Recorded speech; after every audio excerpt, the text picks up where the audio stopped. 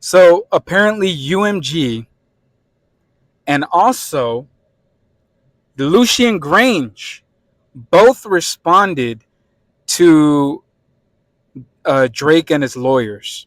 So we're going to go ahead and check this out.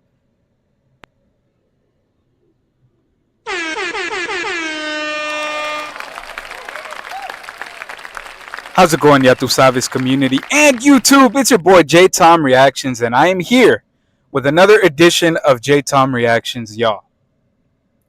So,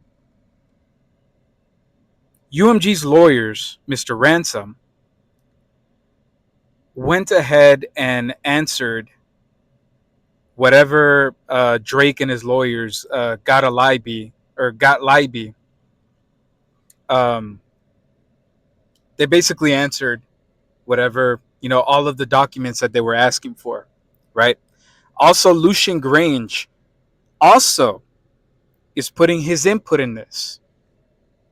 But before we get to that, for everybody in the back that hasn't yet subscribed to the Yatu, yes, I'm talking to you, everybody in the back that hasn't yet subscribed to the Yatu Savis community, what are you guys waiting for? All you guys got to do to become part of this wonderful community is to hit that subscribe button. Go ahead and hit that button that you see on the screen. Is right here, right next to me, like around here. Or you can hit that button on the bottom of the video. Just go ahead and do that. Also, go ahead and like the video so more people like yourselves can find the video. Also, go ahead, hit that noti bell, wherever the fuck it is, so that way YouTube can let you know whenever I drop a new video. Also, go ahead and leave a comment. Let me know what you guys are thinking of this document. Let me make this shit bigger for you guys so that way you guys can see this. There you go. Now, first, I'm going to go ahead and read what UMG's lawyers went ahead and, replied to UMG. This is them talking to the judge, Jeanette Vargas. So, let's go ahead and start reading. Dear Judge Vargas, Drake's second letter motion seeks to compel the production of documents responding to certain requests for production, RFPs. Drake seeks inter alia production of Kendrick Lamar's full recording contract, documents showing the value of Lamar's recording catalog since January 2020, Interscope's monthly revenues and profits over the same period, and Interscope CEO John Janik's executive compensation for the last 5 years. Dog. I'm telling you, hip hop police. As with his motion concerning Sir Lucian Grainge, this motion is nothing but an obvious attempt to misuse the discovery process to pursue irrelevant and overboard requests principally calculated to harass, embarrass, or annoy Drake's perceived adversaries. The op list. Look who was in the op list. Screwface John, Lucian Grainge, UMG. This includes Kendrick Lamar, who is plainly a real target of Drake's anger. Interscope Records, Interscope, the label that distributes Lamar's recordings, Interscope CEO John Janik, and UMG more broadly.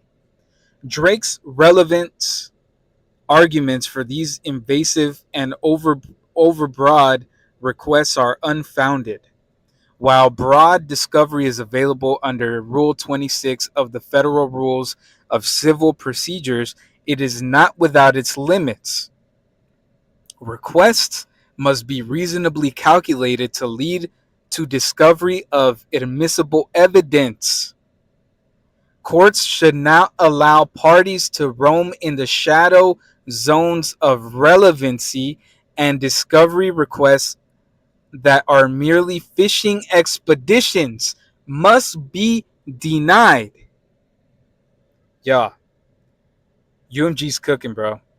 This is basically what everybody has been saying. UMG, you are fucking cooking, bro. Also, I forgot to mention, salute to the newest Yatu Savis community subscriber, Brian N. Erfurt. Hey, welcome to the Yatu Savas community. Let's continue. Let's continue. Requests 11 and 12. In RFP number 11, Drake seeks Interscope CEO John Janik's private and highly confidential compensation details going back to 2021, 4 years before Not Like Us was even released. Yet Drake makes no attempt to explain how his intrusive request for 5 years worth of individual compensation records is conceivably relevant or proportional to this case, which centers on the release and promotion of one single track and music video in 2024. There is none, there is none, and his arguments in support of discovery of any of Mr. Janik's compensation information, none of which even attempts to link Mr. Janik's compensation to any decision to release Not Like Us in particular, fail miserably.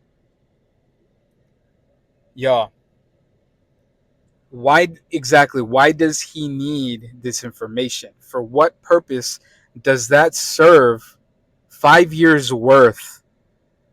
5 years worth when the battle was 1 year. What does this serve?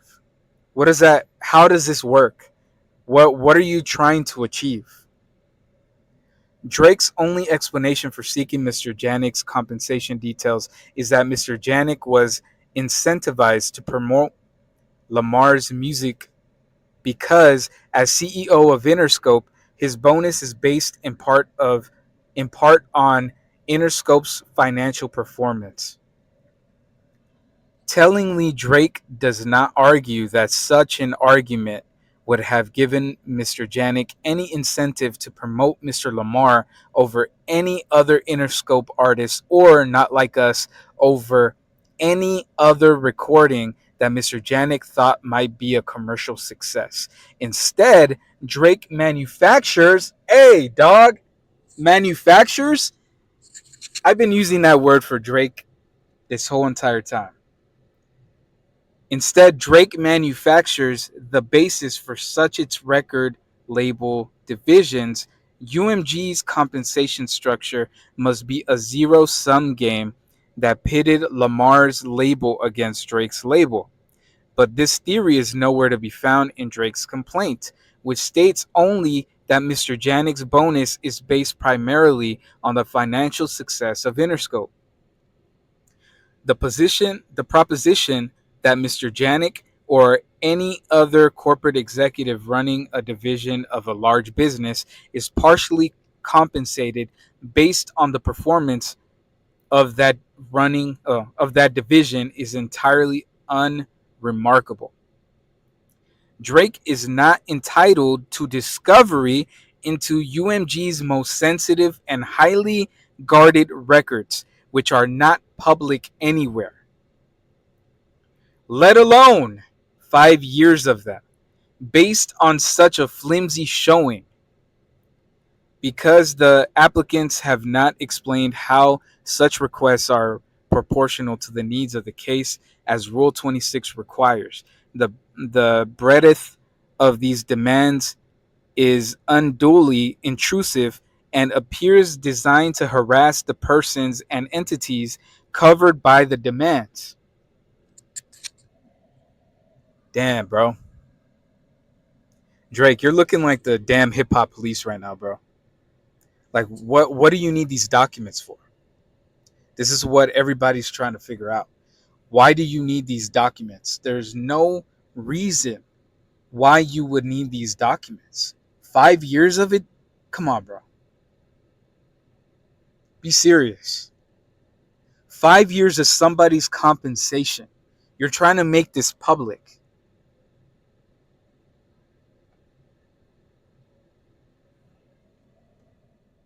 And then not only that, right? The last video I made talking on this issue, I was just talking about the kids, right? Kendrick's kids. Why are you putting them in the lawsuit?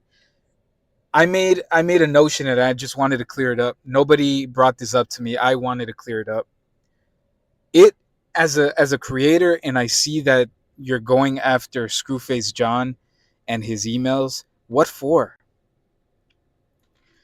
Us as a creator, we're running a channel.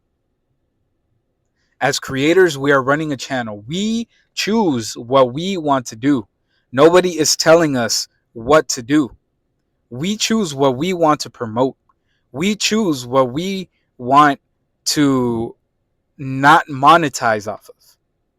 These music um these music reactions, we don't get paid for it. That's why some of us ask for like donations and stuff. That's why some of us go and do promotions on it.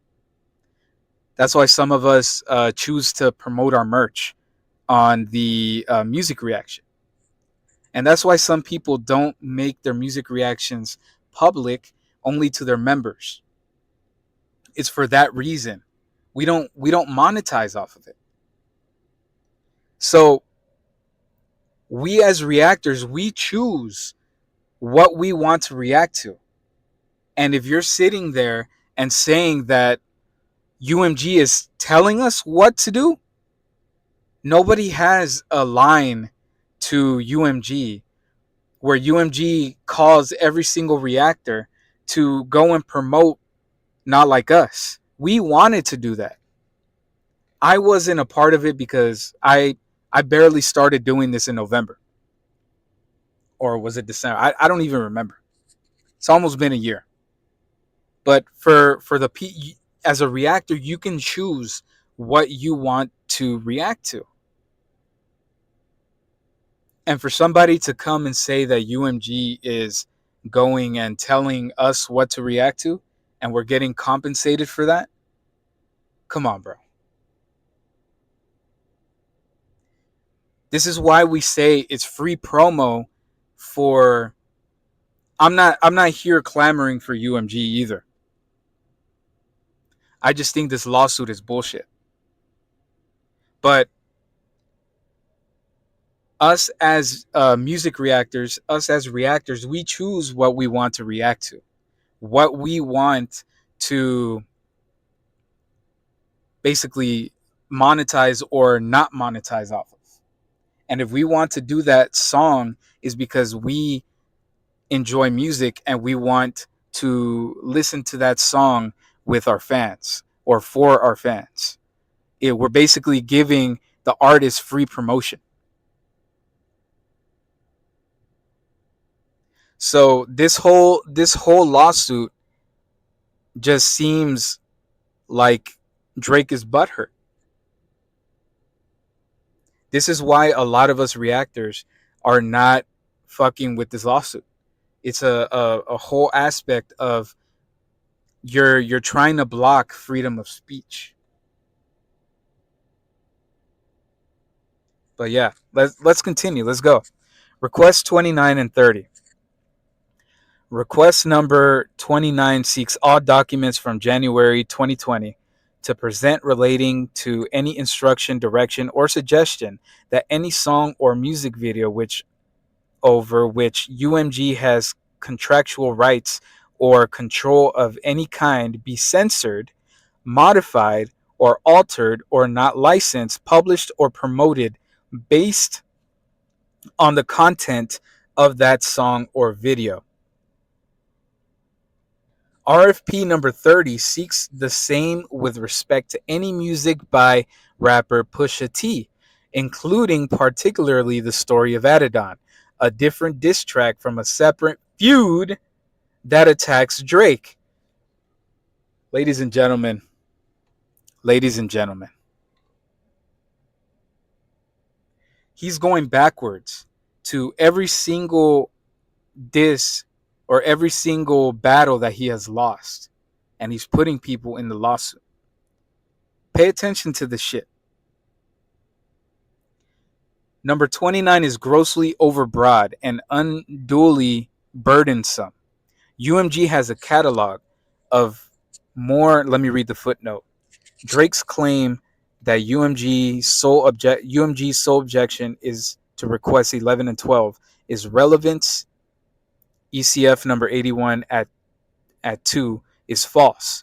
UMG objected in its initial responses and continues to object on the basis that these requests are irrelevant and not proportional to the needs of the case. All right, let me read the last.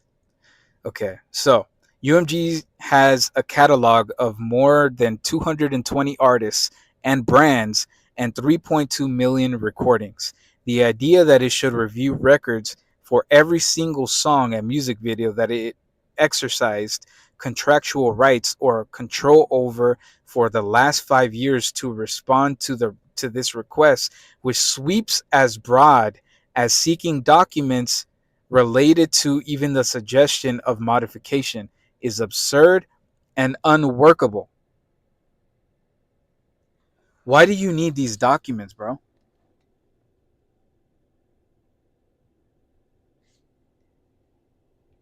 What do you need these documents for? RFP 29 and 30 also fails on relevance grounds.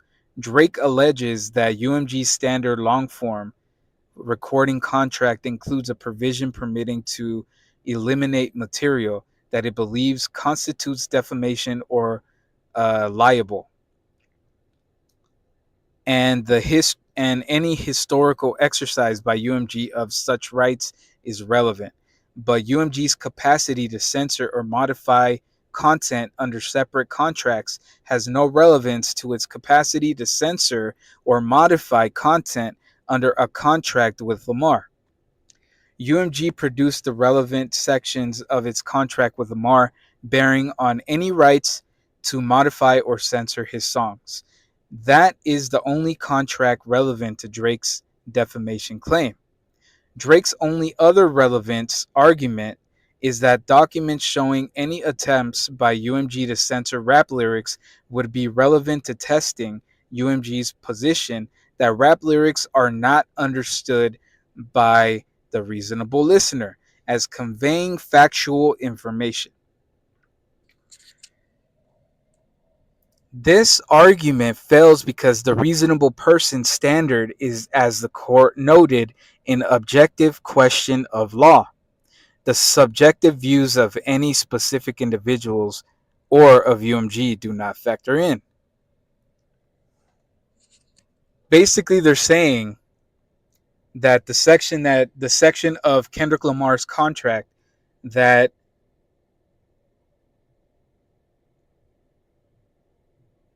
what is this? A heated argument over the reasonable person. Oh, yeah. Okay.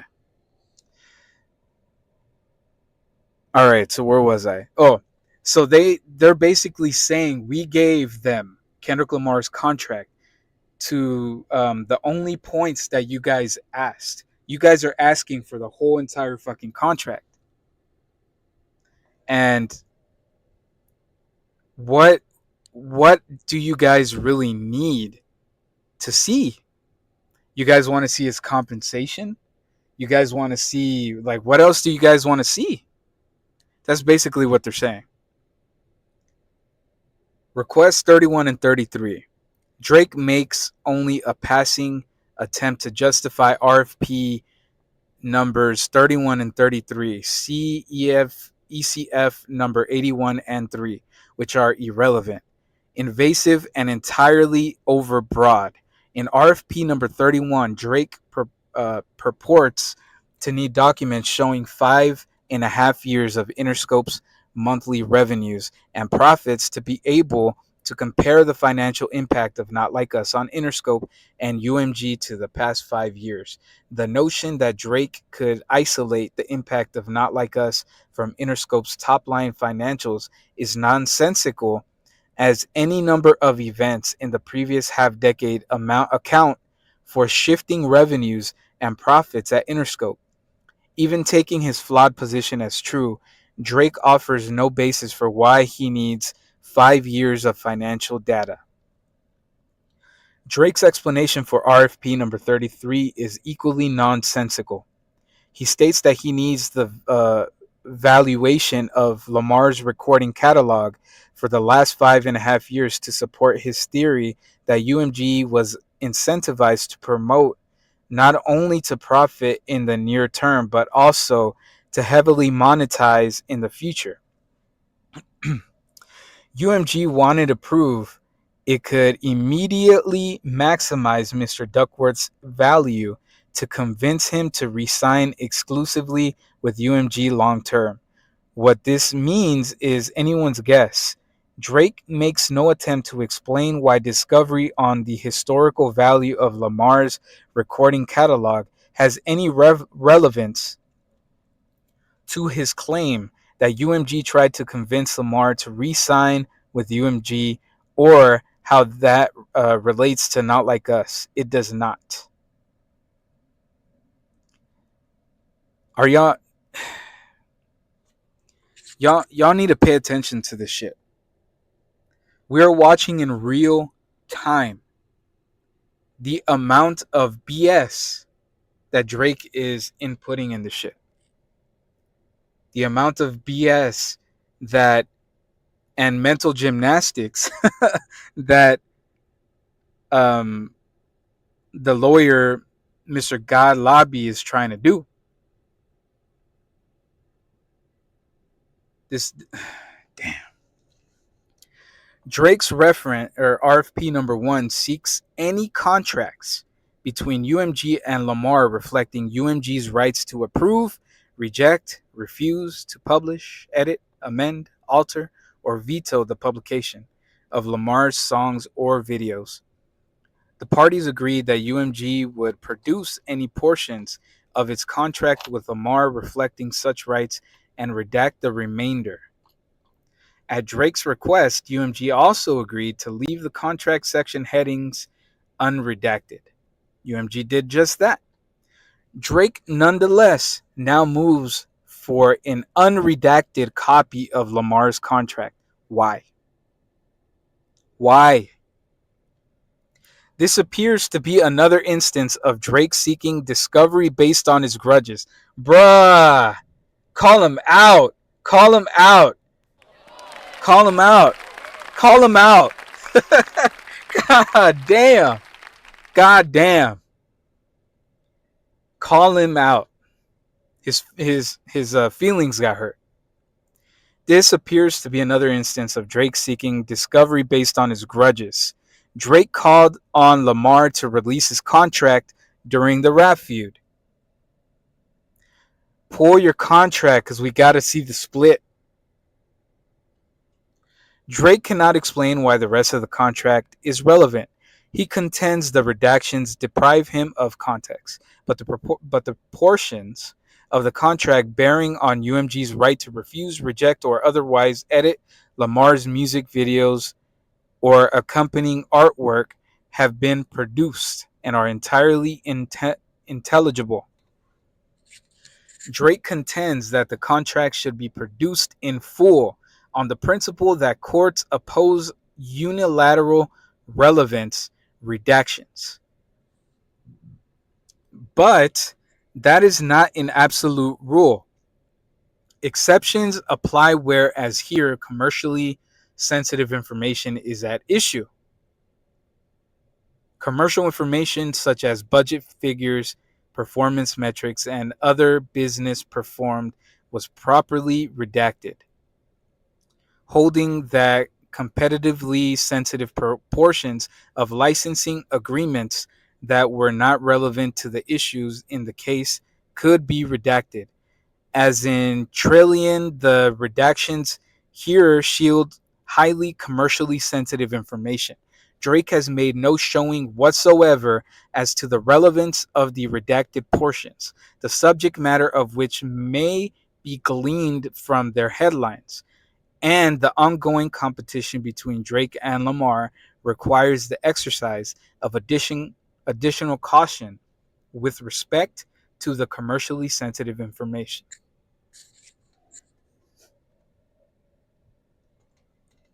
UMG's cooking, man. Drake also argues that the existence of the attorney's eyes only designation in the party's protective order abrogates any otherwise justified withholding or redaction of documents, including confidential or proprietary business information. Not so, as even with a protective order in place, the disclosure of commercially sensitive information can be harmful.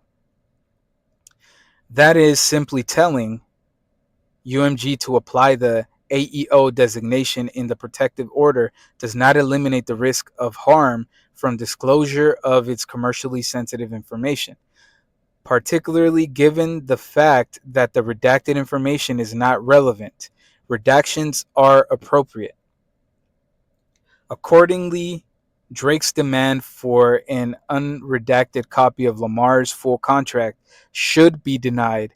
At minimum, the court should conduct an in camera review of the contract before ruling on plaintiff's motion, determining after in contract review that certain irrelevant information could remain redacted. Hey man, I hope the court denies these motions. I hope the court denies these motions to allow Drake to get this information. There's no need for Drake to be able to get his hands on Kendrick's contract. There's no need for it. Now, let's move on to Mr. Grainge's um, motion. He came up with a document too. Hold on, let me pull it up. All right, here we go. We're going to check this out. Hey, y'all, don't forget to subscribe to the channel. Hey, subscription is free. Subscription is free. A like is free. Comment down below. All this shit is free. So let's go ahead and read this. It's only 2 pages, so let's go. Pursuant Declaration of Sir Lucian Grainge. Pursuant to 28 U.S.C. 1746, I, Lucian Grainge, declare as follows. I am the chairman and CEO of UMG, which is the indirect parent corporation of defendant UMG's Recordings Incorporated, UMG.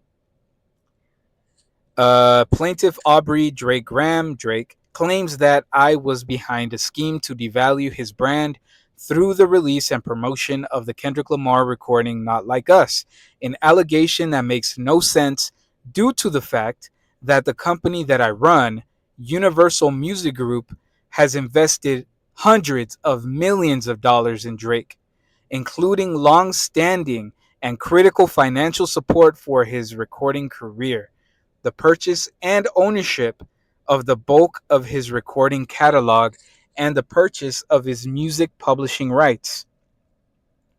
It also makes no sense whatsoever, as I run a publicly traded multi-billion-dollar multinational corporation whose operations in over 60 countries, covering nearly 200 markets, ultimately report up to me. Our business encompasses over 100 record labels, as well as multinational music publishing division, global merchandise, and direct-to-consumer businesses. The worldwide Virgin Music labels services short and long-form audiovisual production, and a variety of other businesses, each with its own CEO, president, and its own management structure. Collectively, these businesses issue tens of thousands of releases and product each month. My focus is on developing and implementing the global strategy that will shape UMG for generations to come. In light of this responsibility, the proposition that I am in the weeds as to the release and promotion of any particular sound recording from the thousands of UMG releases throughout the world is farcical. The word farce. That means it's the audacity. It's basically like saying the audacity of you to say that to me.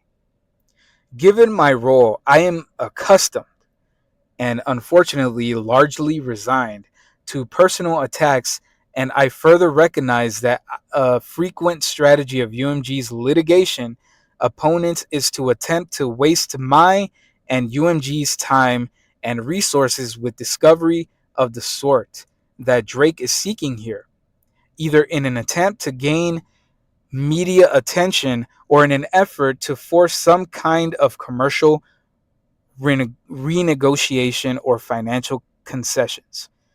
But given Drake's motion, I would like to make it quite clear that I had never heard the recording Not Like Us, nor ever saw the corresponding cover art or music video until after they were released by Interscope Records. Whilst, as part of my role, I certainly have financial oversight of and responsibility for UMG's global businesses, the proposition that I was involved in, much less responsible, reviewing and approving the content of Not Like Us, its cover art or music video, or for determining or directing the promotion of those materials is groundless and indeed ridiculous. I declare under penalty of perjury that the foregoing is true and correct. Executed on August 14, that was yesterday, in Monterey, California. Well, there you have it, folks. Yo. This is crazy. This is fudging crazy. Fudging crazy.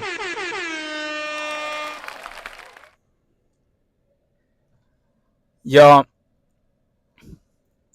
we need to evaluate what's going on here. We have a Karen in the industry. We have hip hop police that are constantly trying to view and,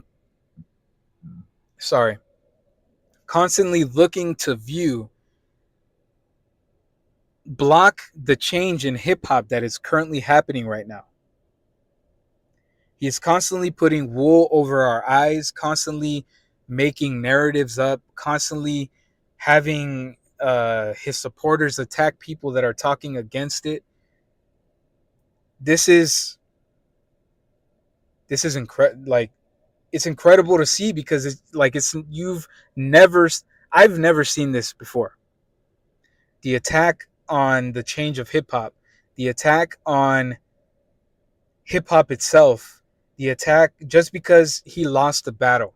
Not only that, but this man is putting previous battles from Pusha T. This happened a long time ago. So,